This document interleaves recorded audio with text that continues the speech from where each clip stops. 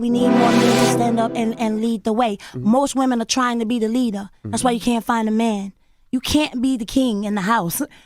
Fall back and be the queen and let your man lead the way. So I salute you for that. What does that mean? You can't be a leader? Because a lot of women look at it like, no, I could lead in my household. I could do this in my household. What does that mean? That's not how it's supposed to be, and that's why we bump heads. And I feel like it's a generational thing.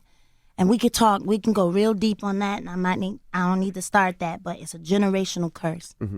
And how society have placed our men.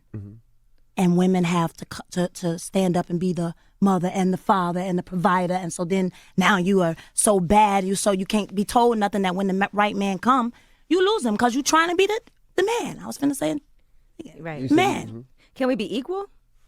Oh, of course. Because at the end of the day, I'm the neck, my man's the head.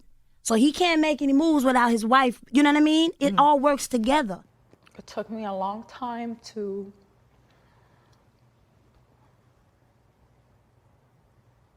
be honest that I put so much responsibility on him when we got married.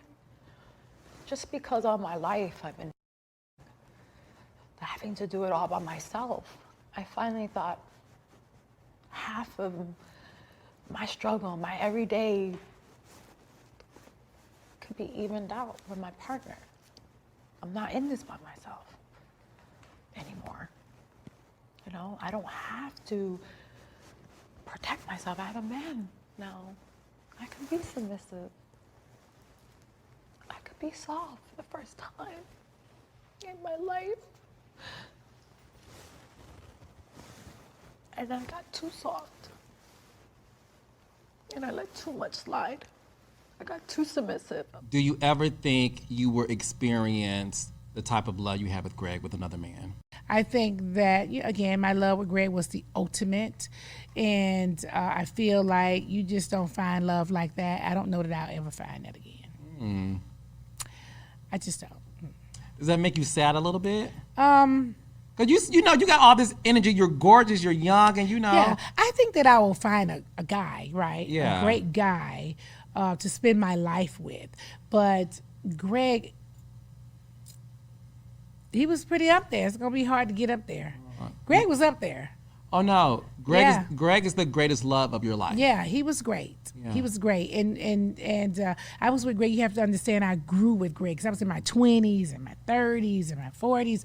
And so I was growing with Greg. So was that a love like he was walking through the food court at the Grove and you saw him through the trolley and said, that's him? I'm very much, hey, when I see what I want. So I was like, I seen him at a party. We were actually at an Insecure after party. And I was like, he's definitely fine. And I was just like, let me try to shoot my shot. Let's see what we're doing. You shot I definitely was like, hey, love. Ain't nobody coming up to me. I'm intimidating. Yeah. No, I mean, he would have to been like knowing for sure that I was going to say something back because I very much sure could have shook him off.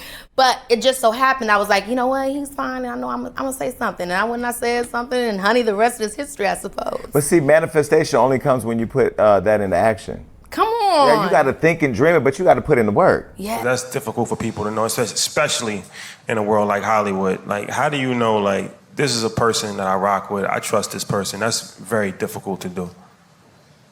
Yes, and I have had people in my life that have shown themselves untrustworthy. So it has been a trial and error for me, as it has been, I think, for everybody. I think it's hard to know off bat, especially when you're in like survival mode and like trauma response relationships. It's hard to tell, right?